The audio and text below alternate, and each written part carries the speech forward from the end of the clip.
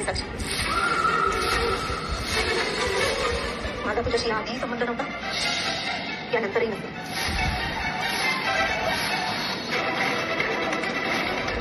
पण आनंदाची गोष्ट हीच आहे की तू केलेल्या खुनाची शिक्षा माझ्या वडिलांना नाही मिळणार.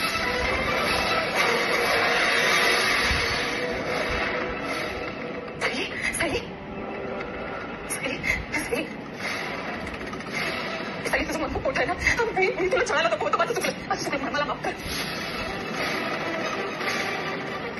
मला जेलमध्ये नाही जायचं. तू तुझ्या भाऊजीला सांगितलं असतं तू नक्की काहीतरी करेल.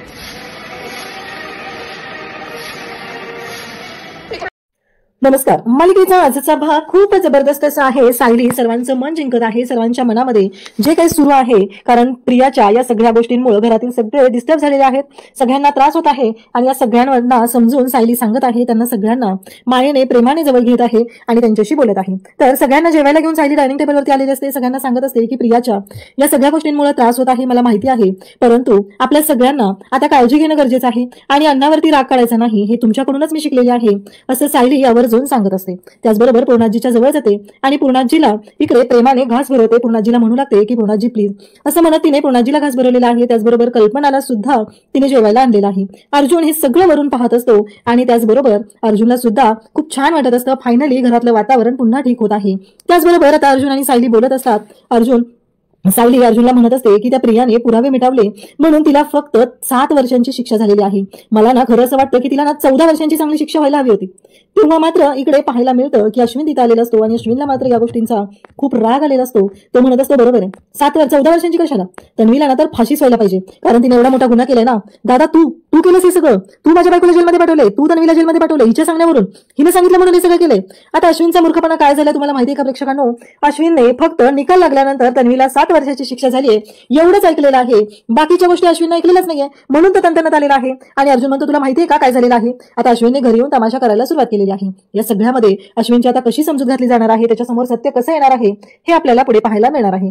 त्यासाठी आजच्या भागाचा रिव्ह्यू नक्की पहा. रविराज यांनी कसे आभार मानलेले आहेत आणि महिपतचा बँड कसा वाजवला ना दामिनीने, ते खरंच पाहण्यासारखं आहे. त्यासाठी हा व्हिडिओ शेवटपर्यंत पहा. इकडे सायली जी आहे ती साक्षीच्या जवळ गेलेली असते. सगळेजण पाहत असतात आता सायली तिथं का गेलेली आहे, नक्की सायलीला काय बोलायचं तिथं जाऊन, हा प्रश्न सर्वांना पडलेला असतो. सगळेजण पाहत असतात. तेव्हा मात्र सायली साक्षीच्या जवळ जाते आणि तिला म्हणू लागते की एक गोष्ट लक्षात ठेव, तुझं ना तोंड बघायची माझी इच्छा नाही, कधी यादीही नव्हती आणि आताही नाही. मला अजिबात वाटत नाहीये की तुझं तोंड पाहिलं पाहिजे, कारण तू कशी आहेस काय आहे ते मला माहितीये. फक्त ना मला एका गोष्टीचा आनंद होतोय, ती म्हणजे तू केलेल्या खुनाची शिक्षा माझ्या वडिलांना भोगायला लागली नाही. त्याच वेळी तिला म्हणते की निघ. आणि मग सायली पुढे येते. तेव्हा प्रिया म्हणू लागते की अगं सायली ऐक ना माझं, मला नाही जायचं जेलमध्ये, मी पुन्हा अशी चूक नाही करणार आहे, असं म्हणत प्रिया रडत असते.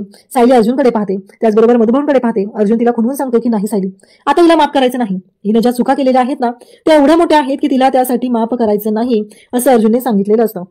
प्रिया मात्र रडत असते. तेव्हा सायलीला खूप राग येतो आणि सायली सनसनीत अशी प्रियाच्या कानाखाली वाजवते. प्रियाला चांगलीच अक्कल आली पाहिजे, प्रियाचं जे काय चाललेलं आहे ते पूर्णपणे चुकीचं आहे हे सायलीला चांगलंच माहिती आहे. म्हणून तर सायलीने प्रियाच्या खानदिशी कानाखाली ठेवून दिलेले असते आणि सांगितलेलं असतं की ही तुझी लायकी आहे. आणि त्याचबरोबर सगळेजण पाहत असतात नक्की सायलीने अचानक हा निर्णय का घेतलाय, हे सगळं का केलंय, हा प्रश्न सगळ्यांना पडलेला असतो. पण प्रियाची चूकच इतकी मोठी असते की त्याची शिक्षा ही तिला भोगावी लागणारच असते. त्यानंतर इकडे पाहायला मिळतं की पूर्णाजी सुद्धा रागाने पाहत असते. पूर्णाजीला सुद्धा माहिती झालेलं असतं की ही प्रिया काय आहे, ती काय करू शकते, कोणत्या थराला जाऊ शकते, हे सगळं सत्य आता सगळ्यांच्या समोर आलेलं असतं. सायलीने प्रियाला सांगितलेलं असतं की आता तुला ही शिक्षा आहे, 7 वर्ष जेलमध्ये सडायचं, सिल्लेदार आणि सुभेदार कोणीही तुला भेटायला येणार नाही, एवढं लक्षात ठेव, अशा पद्धतीने बोलणं सुरू झालेलं असतं. आणि त्याचबरोबर इकडे प्रियाला आता पोलीस खेचत घेऊन चाललेले असतात. तेव्हा प्रिया म्हणत असते बाबा तुम्ही तरी काहीतरी करा ना, प्लीज बाबा तुम्ही काहीतरी करा ना, काका प्लीज मला वाचवा, मला नाही जायचं जेलमध्ये, हे सगळं चालू झालेलं असतं. परंतु सायलीने सनसनीत अशी कानाखाली ठेवून दिलेली असते आणि सांगितलेलं असतं की हे तुझी लायकी आहे आणि तू या लायकीत राहायचं आहे, या पद्धतीने सायलीने तिला दाखवून दिलेलं असतं. इकडे मात्र अस्मिता सुद्धा हसत असते, तिला खूप भारी वाटत असतं. फायनली ह्या सगळ्या गोष्टी ज्या आहेत एवढ्या छान पद्धतीने सुरू झालेल्या असतात. त्यासोबतच इकडे पाहायला मिळतं ते म्हणजे की प्रिया जी आहे ती पाहत असते हे सगळं काय चाललंय, या सगळ्या गोष्टी कशा पद्धतीने घडत आहेत हेच प्रियाच्या लक्षात येत नसतं. त्याबरोबर प्रिया ओरडत असते. सगळेजण प्रियाकडे पाहत असतात. पोलीस मात्र प्रियाला खेचत घेऊन चाललेले असतात. पोलिसांची ड्युटी असते ती म्हणजे प्रियाला जेलमध्ये टाकणं, कारण प्रियाने ज्या चुका केलेल्या आहेत त्या चुकांची शिक्षा आता प्रियाला मिळालीच पाहिजे. सगळेजण प्रियाकडे पाहत असतात. मधुभाऊंना वाईट वाटत असतं, काही झालं असल्या तरी त्यांची मुलगी आहे ती, एवढ्या वर्ष त्यांनी तिला सांभाळले, लहानाचे मोठं केलेलं आहे. परंतु या सगळ्या गोष्टी ज्या आहेत त्या अशा पद्धतीने होतील असं वाटलेलं नव्हतं. इकडे महिपत आता दामिनीकडे आलेला असतो, त्याने दामिनीच्या गळ्याला सुरा लावलेला असतो आणि महिपत आहे तो दामिनीला म्हणत असतो की इतक्या दिवस हतबल झालेला बाप तुमच्याकडे येत होता, तुम्हाला सांगत होता, मला खोट्या आशा दाखवल्या. आज माझी साक्षी निवांत घरी असेल, तिला जेल होणार नाही, तिचं रिसॉर्ट, तिचं स्वप्न पूर्ण करेल, खोटी स्वप्न दाखवली. पण आज जो आलेला आहे तो राक्षस झालेला बाप आहे. माझ्या लेकीच्या हातामध्ये मी बेड्या पाहिल्या, त्या क्षणी माझ्यातला राक्षस जागा झालेला आहे, आता सोडत नसतो, असं सगळं बोलणं झालेलं असतं. त्या क्षणी दामिनीने तिची रिव्हॉल्वर काढलेली असते आणि महिपतच्या छातीला लावलेली असते आणि दामिनी म्हणत असते मागे सरकायचं. महिपत दामिनीकडे पाहत असतो आणि महिपत मागे सरकत असतो. दामिनीने रिव्हॉल्वर रोखलेली असते महिपतच्या अंगावरती आणि दामिनी महिपतला म्हणत असते की बस निघायचं इथून. महिपत म्हणतो ठीक आहे आता निघेल मी, पण हे खेळणं हातात नसताना भेटायला एकदा तरी, तेव्हा कळेल काय होणार आहे ते. अशा पद्धतीने बोलणं चाललेलं असतं आणि त्या क्षणी इकडे पाहायला मिळतं ते म्हणजे महिपत ज्या पद्धतीने बोलत असतो, ज्या पद्धतीने वागत असतो आणि इकडे आपल्याला पाहायला मिळतं की महिपत आता निघालेला असतो. पण एकच गोष्ट सांगतो, तो दामिनीला म्हणतो की एक गोष्ट कायमस्वरूपी लक्षात ठेवायची आहे, यापुढं जेव्हा हे अशा पद्धतीनं घडेल तेव्हा मात्र मी शांत राहणार नाही, कारण त्या खेळण्या व्यतिरिक्त एकट्या बाहेर सापडेल ना, तेव्हा हा पिसाळलेला महिपत आहे ना कुठल्या वेळात बाहेर येईल आणि हल्ला करेल कळणारही नाही. इकडे आता सायली मधुबनच्या जवळ आलेली असते, ती खूप रडत असते, तिला खूप वाईट वाटत असतं या सगळ्या गोष्टींचा. तिला म्हणजे कळतच नसतं की इतके दिवस वाट बघितलेली. मधुबन म्हणतात की हो सौबाळा, इतके दिवस आपण वाट बघितली आणि फायनली तो दिवस आला. खरंच या दिवसाची आपण आतुरतेने वाट पाहत होतो आणि तो दिवस आज सत्यात उतरलेला आहे. एवढं सगळं घडलं, खरंच शेवटी विजय सत्याचा झालेला आहे. त्या क्षणी कुसुम सुद्धा आलेली असते आणि कुसुम मधुबनला म्हणत असते की हो खरंच सायली, आज जो दिवस समोर आहे ना तो खरंच खूप मोठा आहे आपल्यासाठी आणि हे सगळं फक्त जावई बापूंमुळे शक्य झालेलं आहे. तू आणि जावई बापू तुमच्यामुळे शक्य झालेलं आहे. रडायचं नाही बाळा, आता हा आनंद अगदी जल्लोषात साजरा करायचा आपण, असं मधुभाऊ सांगत असतात. त्याचवेळी अर्जुन त्याचबरोबर चैतन्य दोघंही पाहत असतात. दोघांनाही खूप आनंद झालेला असतो, कारण फायनली या सर्व गोष्टी ज्या आहेत त्या अशा पद्धतीने समोर आलेल्या असतात आणि हे सगळं खूप छान असं घडत असतं. आणि मग सायलीच्या चेहऱ्यावर तो हसू असतं. मधुभाऊंकडे अर्जुन आलेला असतो. अर्जुन मधुभाऊंशी बोलत असतो, मधुभाऊंना म्हणत असतो की खरंच. पण त्या क्षणी मधुभाऊ अर्जुनच्या पाया पडायला लागतात, म्हणतात की सर्वसामान्य माणूस आहे मी, माझ्या कपाळावरती तो खुनाचा डाग होता, मी जगू शकत नव्हतो, माझी घुसमट होत होती. तेव्हा सगळेजण पाहत असतात, म्हणजे मधुभाऊंनी कसलाच विचार केला नाही की अर्जुन लहान आहे की मोठा आहे, आपला जावई आहे. मधुभाऊंनी डायरेक्ट अर्जुनचे पाय धरलेले असतात आणि मधुभाऊंनी दाखवून दिलेलं असतं की अर्जुनचा मोठेपणा त्यांच्यासाठी खूप महत्वाचा आहे. म्हणून तर मधुभाऊंनी आज अशा पद्धतीने अर्जुनचे आभार मानलेले असतात. अर्जुनला सांगितलेलं असतं की आज तुमच्यामुळे मी आहे. मधुभाऊ हात जोडून अर्जुनला सांगत असतात की हो खरंच आज जे हे शक्य झालेलं आहे ना ते फक्त आणि फक्त तुमच्यामुळे झालेलं आहे, असं अर्जुनला ते सांगत असतात. त्याचबरोबर इकडे पाहायला मिळतं ते म्हणजे की आज सायली रडत असते. त्याचवेळी सायलीचं लक्ष जातं ते म्हणजेच इकडे रविराज सरांकडे, कारण रविराज सरांची अवस्था खूप वाईट झालेली असते. सायली रविराज सरांकडे येते आणि त्यांना म्हणू लागते की खरंच आज ना मला माहिती आहे, मी समजू शकते तुमचं दुःख, आपल्या जवळची व्यक्ती जेलमध्ये असल्यावर काय होतं. तेव्हा रविराज म्हणतात की अगं सायली, तुझी परिस्थिती वेगळी होती. तुझे वडील जेव्हा जेलमध्ये होते तेव्हा तुला माहिती होतं ते निर्दोष आहेत, पण आज माझी मुलगी जेलमध्ये गेली आहे ना, ती फक्त खुनी म्हणून गेलेली, तिच्यावरती बट्टा लागलेला आहे, तिच्यावरचा गुन्हा कबूल झालेला आहे म्हणून ती त्या जेलमध्ये गेलेली आहे. हे सगळं इकडे रविराज बोलत असतात, कारण रविराजांनाही मान्य आहे की त्यांच्या मुलीनं गुन्हा केलेला आहे आणि त्या गुन्ह्याची शिक्षा त्यांना भोगावी लागत आहे. इकडे आता चैतन्य आलेला असतो. चैतन्य म्हणत असतो की मधुभाऊ आता काळजी करायची नाही, अहो तुमचा जावई लाखात एक आहे, फक्त सगळ्यांना मिरवून सांगायचं माझा जावई सुपरस्टार ॲडव्होकेट अर्जुन सुभेदार आहे, असं म्हणत तो बोलत असतो. आणि हा तुमचा जावई आहे ना खरंच लाखात एक आहे, असं म्हणत इकडे मधुभाऊंना तो बोलत असतो. आणि इकडे मधुभाऊंना तो सांगत असतो की खरंच अर्जुनने करून दाखवले. कुसुमताई सुद्धा अर्जुनच्या पाया पडायला लागलेली असते. अर्जुन म्हणतो की नाही, हे मी माझं कर्तव्य केलेलं आहे, मी एक मुलगा म्हणून, त्याचबरोबर ह्या सर्व गोष्टी ज्या मी केलेल्या आहेत त्या मात्र माझं कर्तव्य म्हणून केलेल्या आहेत, असं इकडे अर्जुन सांगत असतो. त्याचबरोबर सायली समजवत असते, रविराजांना समजवत असते. रविराजांसाठी हा धक्का मात्र खूप मोठा असतो. त्यांना कळत नसतं की या सगळ्यातून कसा मार्ग काढायचा आहे, नक्की काय करायचं आहे, कारण त्यांच्या मुलीने त्यांच्यावरती आज ही वेळ आणलेली असते, त्यांच्या मुलीमुळे हे सगळं झालेलं असतं. ही गोष्ट मात्र रविराज नाकारू शकत नाही, कारण त्यांना माहिती आहे की हे सगळं जे काही घडलंय ते फक्त आणि फक्त तन्वीमुळे झालेलं आहे. सगळेजण पाहत असतात. एवढ्या सगळ्यातून सुद्धा सायलीने रविराजांची समजूत घालण्याचा प्रयत्न केलेला असतो, परंतु रविराजांना माहिती असतं की ते त्यांच्या मुलीला त्यातून बाहेर काढू शकत नाहीत. तिने गुन्हा केलेला आहे आणि जर ॲडव्होकेट रविराज किल्लेदार यांनी त्यांच्या गुन्हेगार मुलीला पाठीशी घातलं तर काय परिणाम होतील हे मात्र त्यांना चांगलंच माहिती असतं. सगळेजण पाहत असतात. रविराज आता पुढे येतात. रविराज खूप डिस्टर्ब झालेले असतात. त्यावेळेस सुमन सुद्धा तिथे असते. सुमन म्हणते की आम्हाला एवढा मोठा धक्का बसलाय ना, कळतच नाहीये की हे सगळं काय घडतंय. रविराज पुढे येतात, पूर्णाजीच्या समोर हात जोडतात, कारण माझी मुलगी चुकलेली आहे हे रविराजांना सांगायचं असतं, मी चुकलेलो आहे हे रविराजांना सांगायचं असतं. रविराज अर्जुनच्या समोर येतात, अर्जुनला हात जोडतात, अर्जुनची माफी मागतात. खरं तर हे सगळं जे घडलेलं असतं ते मात्र खूप भयानक असं असतं हे इकडे अर्जुनला सुद्धा माहिती आहे. त्याचबरोबर आता सगळेजण घरी आलेले असतात. पूर्णाजी घरी आलेले असते. सगळेजण पाहत असतात आणि पूर्णाजी मात्र इकडे बोलत असते आणि तिला आठवत असतं रविराज जेव्हा घरी आलेले असतात, तन्वीला घेऊन घरी आलेले असतात, तो प्रसंग तिला आठवत असतो. आणि रविराज म्हणालेले असतात, पूर्णाजी आपली प्रतीक्षा संपलेली आहे. पूर्णाई कोण आले बघितलं का? पूर्णाई म्हणते कोण आहे? तेव्हा रविराज सांगतात की आपली तन्वी इतक्या दिवसांची आपली जी प्रतीक्षा होती ती संपलेली आहे. पूर्णाजी आलेली असते तर प्रिया मात्र पूर्णाजीचा स्पर्श ओळखून म्हणत असते की खरंच कितीतरी दिवसांनी हा स्पर्श पाहते, मला ना खरंच बरं वाटतंय, अनुभवते माझी माणसं माझ्यासोबत आहेत. त्याचबरोबर सायलीने हनीमूनला गेल्यानंतर दारू पिऊन तिथं धिंगाणा घातलाय, हा व्हिडिओ प्रियाने घरी आल्यावर पूर्णाजीला दाखवलेला असतो. बघ तुझ्या सुनेचे प्रताप. त्याचबरोबर अस्मिताने सुद्धा हे सगळं केलेलं असतं, अस्मिताला सुद्धा हे सगळं आठवत असतं. त्याचबरोबर या सगळ्या गोष्टी ज्या आहेत त्या सगळ्यांच्या डोळ्यासमोरून जात असतात.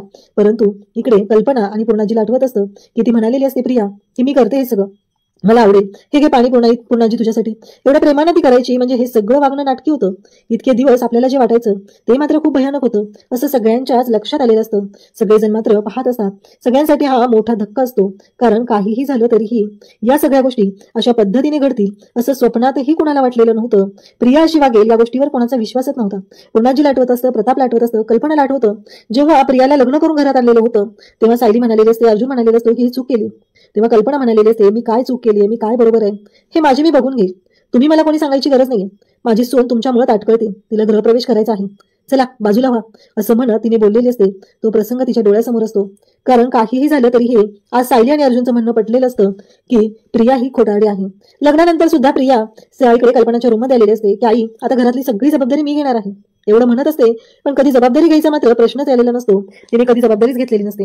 अस्मिताला आठवत असतं, अस्मिता म्हणते अस्मिताला प्रियाने सांगितलेलं असतं मामी त्याचबरोबर अर्जुन यांच्या समोर जर तिला खोटं पाडायचं असेल तर आपण तिच्यावरती ना चोरी चाळ टाकूया, म्हणजे ती खोटारडी ना ही सगळ्यांच्या समोर येईल. अस्मिता म्हणालेली असते, पण तेव्हा प्रिया म्हणालेली असते की काही दागिने आहेत ना ते आपण तिच्या पर्समध्ये टाकूया आणि मग तिच्यावरती तो चोरीचा आळ घेऊया, मग होईल सगळं व्यवस्थित, मग घरातले बघ तिला बाहेर काढतील. असं सगळं या दोघींचं बोलणं चाललेलं असतं.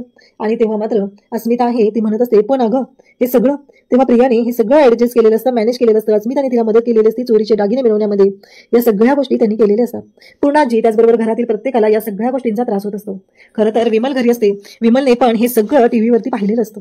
विमललाही धक्का बसलेला असतो. विमल सगळ्यांना पाणी देत असते, पण कोणीच पाणी घेत नसतं. सगळेजण नाही म्हणत असतात.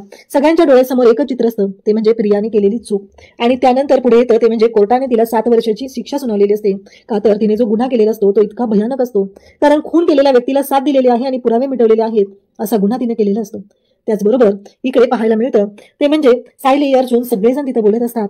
तेव्हा आता इकडे रविराज घरी येतात. अश्विन म्हणत असतो की काका काय झाले, हे सगळं काय आहे नक्की, मला कळेल का काका, मला सांग नक्की काय झालं आहे असं म्हणत इकडे अश्विन बोलत असतो. तेव्हा रविराज मात्र शांत असतात.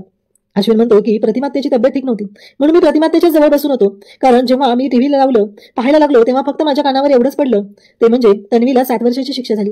काय केलं तन्वीनं असं, तिला 7 वर्षाची शिक्षा झाली, सोडणार नाही मी, तिची जी अशी अवस्था ज्याने केली ना त्याला सोडणार नाही मी.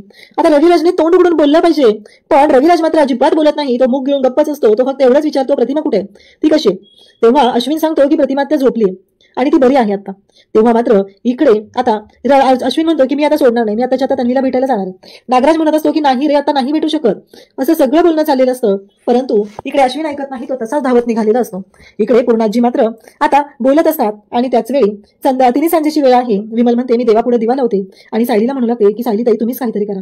तेव्हा मात्र पूर्णाजी म्हणते की थांब विमल, आणि तिला आठवतं की आपण सायलीला मागच्या वेळेस दिवा लावायला नकार दिलेला होता, म्हणून ती म्हणते की नाही, या घरची सून आहे ना ती दिवा लावेल, देवापुढे दिवा लावण्याचा अधिकार या घरच्या मोठ्या सुनेचा आहे आणि ह्या घरातली जी पीडा आहे, जिच्यामुळे ह्या घरातली पीडा गेलेली आहे, ती देवापुढे दिवा लावेल असं पूर्णाजी सांगत असते. आणि सायलीला म्हणते की जा तू लाव जा दिवा. आता पूर्णाजीने तर हे स्पष्टपणे सांगितलेलं असतं. सायलीसाठी तो आनंदाचा क्षण असतो. सायलीला खूप आनंद झालेला असतो. सायली पाहत असते, सायलीला कळत नाहीये की हे सगळं काय घडतंय. आणि त्याचबरोबर सायली जी आहे ती अर्जुनकडे पाहते, त्याचबरोबर प्रतापकडे पाहते. सगळ्यांनाच खरंच धक्का बसलेला असतो. प्रतापलाही भारी वाटत असतं. त्यानंतर आपल्याला पाहायला मिळतं की उद्याच्या भागामध्ये सायलीने आता घरातल्या सगळ्यांचं मन जिंकण्याचा प्रयत्न केलेला आहे. आता घरातील सर्वांना घेऊन आलेली आहे सायली. जेवण बनवलेलं आहे. प्रताप, कल्पना, पूर्णाजी या सगळ्यांना डायनिंग टेबलवरती तिने आणले आणि जेवायलाही बसवलेलं आहे.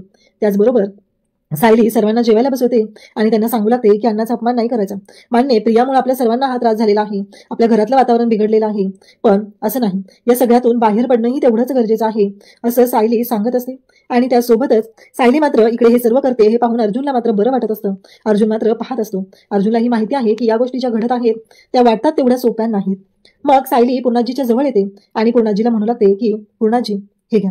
आणि असं म्हणत तिने पूर्णाजीला प्रेमाने घास भरवलेला असतो आणि पूर्णाजीला म्हणत असते की नाही, काहीही झालं तरीही या सर्व गोष्टी ज्या आहेत त्या छान अशा झाल्या पाहिजेत असं म्हणत ती पूर्णाजीची समजूत घालत असते. त्यासोबतच सायली आणि अर्जुन बोलत असतात. सायली म्हणत असते की आज जे काही झालेलं आहे ते मात्र खूप भयानक आहे. प्रियाने एवढा मोठा गुन्हा केलेला आहे पण तिला फक्त 7 वर्षाची शिक्षा झाली. चांगली ना तिला 14 वर्षाची शिक्षा व्हायला हवी होती असं सायली ठणकावून सांगत असते.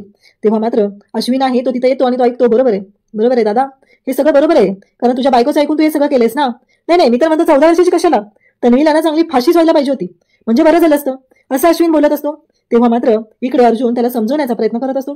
पण अश्विन मात्र आता समजून घेण्याच्या मनस्थितीतच नाही, कारण काहीही झालं तरीही हे सगळं जेव्हा घडत असतं तेव्हा मात्र खूपच भयानक अशा गोष्टी घडत असतात. आणि त्याचबरोबर इकडे आपल्याला पाहायला मिळतं की सायलीने सगळ्यांची समजूत घातलेली होती. अश्विनने येऊन घरी आता राडा करायचं ठरवलेलं असतं, कारण त्याला तन्वी बरोबर आहे असं वाटत असतं. अर्जुन त्याला समजवण्याचा प्रयत्न करत असतो, पण अश्विनला मात्र त्या गोष्टी ऐकूनच घ्यायच्या नाहीत. आता सायली आणि अर्जुन त्याचबरोबर घरातील सर्वजण अश्विनचा गैरसमज कसा दूर करतील हे आपल्याला पाहायला मिळेल. थँक्यू. घरातली इडापिडा टळावी म्हणून आपण देवापुढे दिवा लावतो. आज खऱ्या अर्थाने आपल्या घरातली पीडा दूर झाली. तिच्यामुळे शक्य झालं. तिला दिवा लावू दे.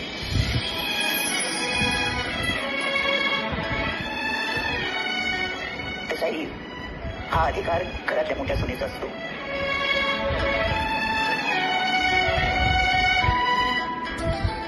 सायली, जा दिवापुढे दिवा लावा.